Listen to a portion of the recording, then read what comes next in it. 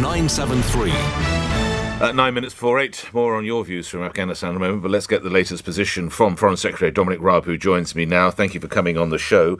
How many people do you understand? Good morning. How many people do you understand are still at risk in Afghanistan, but unfortunately we've not been able to assist with their evacuation? Good morning. Good morning. Very difficult to give you a firm figure, but I can tell you that since April, 17,000 British nationals, Afghans who worked for us and other special cases have had safe passage out. The number evacuated is 15,000 since the middle of August on the charter flights. In terms of British nationals, the number is in the low hundreds. We've got 5,000 out, and most of the remaining cases are difficult, complex cases where individuals may be undocumented, they may be dual nationality, or they may be part of larger family unit where some are not eligible. Then there's the wider Arab cases, the Afghan workers. Again, we can't give a definitive number on that, mainly because, of course, that depends on their eligibility. One newspaper today is reporting the figure to be around 7,000, and it also reported the cases of at least 5,000 at-risk people have been passed to your office, the Foreign Office. Well, I don't recognise that figure, but of course we're processing all of the cases, and what we've done is airlift since April 17,000 out, and we're now focused on the safe passage, which until the airport in Kabul can be made functional again, will be via third countries. So we'll live up to all the commitments that we've made. I've spoken, and we've spoken in the Foreign Office, to all of the main third country which are likely to receive those cases, so we're ready and able to process them. And of course, you've seen overnight the UN Security Council resolution, which has doubled down the international community on holding the Taliban to their assurances that those wanting to leave, not just British nationals but vulnerable Afghans, will be allowed safe passage. But you don't recognise that figure of 7,000 as it's reported? I think and as I said, part of the issue has been that whilst we've got a lot that have reached out to us, that number has been magnified since the announcement of the resettlement scheme. So we'll include not just those that have worked for us, but others that are vulnerable. We'll need to go through and process all of those. We will do that. Of course, in the last few days of the evacuation, our focus was on getting as many bums on seats, if you like, the people that are eligible, whether they worked for us or whether they're British nationals or whether they're the vulnerable evening scholars, the journalists, the judges, the women's rights activists. We got over 250 of those out. We were making sure that we could get those onto those flights. But we will make sure for those that either haven't yet been processed and their eligibility not yet settled, or who have not been able to get to the airport and couldn't get on a flight, we'll make sure we go through those cases and live up to the undertakings that we've made. Staying with some of the headlines, there's also a suggestion that the Abbey Gate, and I don't need to remind you of the horror that was wrought by the Abbey Gate was left open. That was a decision, it is claimed in Washington, that was taken by the US to assist British evacuation. Do you understand the US briefing to be correct? I don't recognise it as accurate at all. But what I would say is that we coordinate very closely with the US, and we did in the context of the raised terrorist threat, including in the lead up to the attack we saw in Abbey Gate. We took every mitigating step that we could. We warned people not to come to the airport. We alerted people with the means that we had available in the crowd that were in contact with us to leave because of the risk. And we removed from the Barron's Hotel processing centre our civilian staff inside the airport, but that wouldn't have required leaving any gates open. Two other matters. There seems to be concern over how much contact there was with other countries. How many calls did you make to Afghan or Pakistani foreign ministers in the 6 months prior to the Taliban gaining control of Afghanistan? I don't have a precise figure, but what I'd tell you is just roughly. We have. I've been in regular contacts with Foreign Minister Qureshi, particularly around, of course, the evacuation, and that is one of the countries that we need to work with in terms of safe passage to third countries. But I just make this point, Nick. The suggestion that somehow calls were neglected is nonsense. We have a team, a division of Labour. So, for example, Lord Ahmed, Minister of State, so senior figure, held the relationship with the Afghan Foreign Minister. He knew him since before I was Foreign Secretary. That's a sensible thing to do.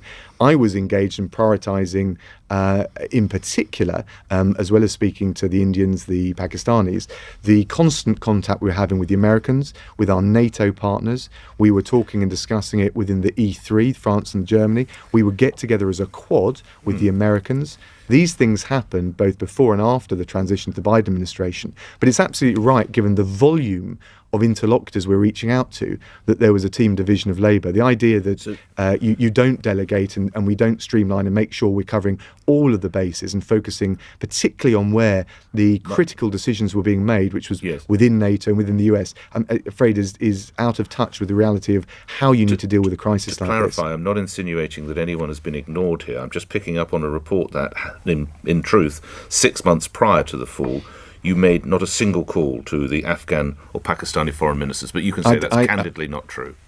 I'd need to check the call sheets. I don't wander around because I make so many calls all the time, and indeed we're in contact. Something as key as this, Mr. Raab, you'd recall whether you phoned the Afghan foreign minister in 6 months. Well, you're asking me over an entire 6 month period. So, but what I can tell you is that I've spoken to Foreign Minister Qureshi several times over the last. No, it's few 6 weeks. months prior, because a lot of people feel we might have been able to get more personnel out, possibly even more kit out for that matter, had we started a little earlier. So that's why I'm trying just to get a sense of how many calls went into Pakistan. But that wouldn't. That is all predicated on how long the US and other NATO forces, including the UK, had in Afghanistan and in Kabul. And that's precisely why I was focused on working to press the...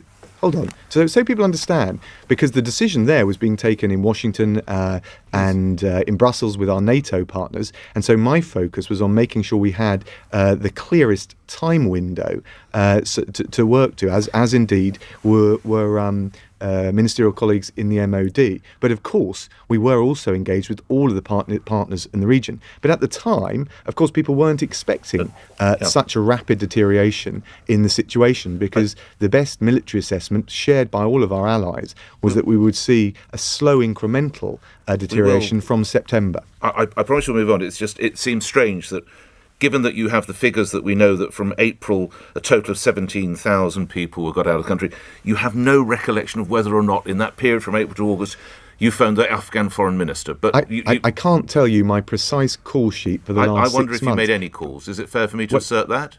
No, I don't think it is. I'm so just telling you calls. that. Okay. I absolutely made a whole string of calls to the most critical interlocutors in terms of the decision that we were making, and of course, Nick.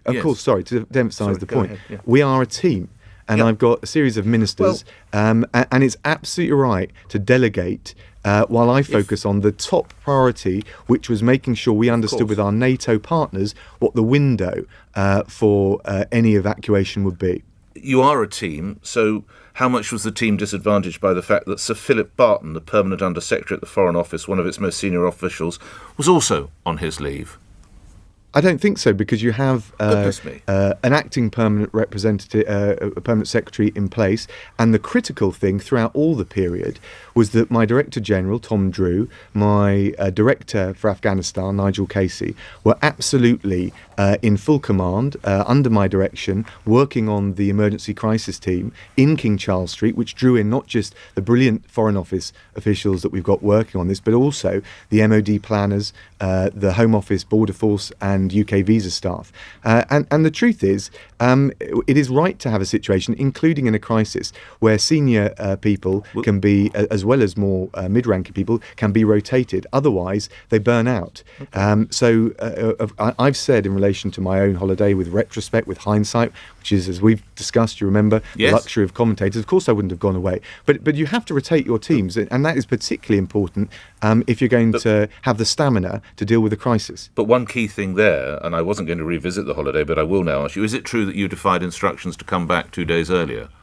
No, all of that's nonsense, and I've answered questions now on that. That's fine. And just lastly, the point is, can I give you a proper answer? Yes. As a foreign secretary in the modern age, whether I'm away on holiday, which is very rare, or whether I'm travelling, because that's bread and butter of the job, yes, I'm always equipped with the IT, with the rapid response to be able to deal with issues that come up.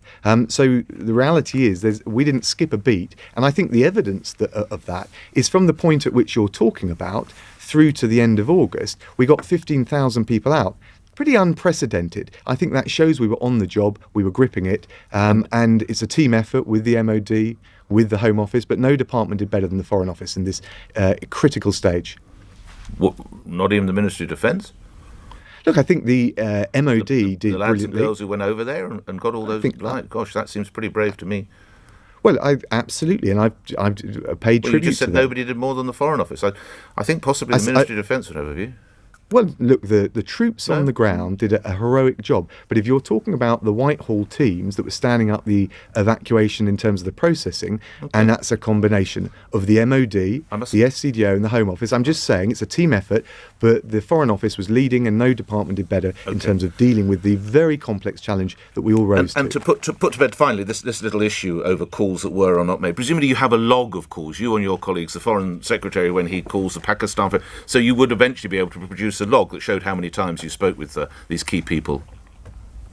Look, of course we've got the Foreign Office hold a diary, but the reality is... So you can tell us how many times you phoned. Well, the point I'm making to you is that Afghanistan was being dealt with in NATO, bilaterally with the US, with the Europeans, in a quad. Those were the priority areas I was focused on. Of course, as the crisis hotted up, I've been in regular contact with Qureshi, and indeed Foreign Minister Qureshi I was before that. But it's right that you have a delegation, a division of labour, if you're going to operate effectively as a team. Anyone that tells you otherwise has not done a job like this. OK, lastly, on the subject of a team, you've probably seen this line already from the Sun newspaper. After the Afghan crisis, Dominic Raab has about as much chance of being in a top 4 position by next spring as Arsenal.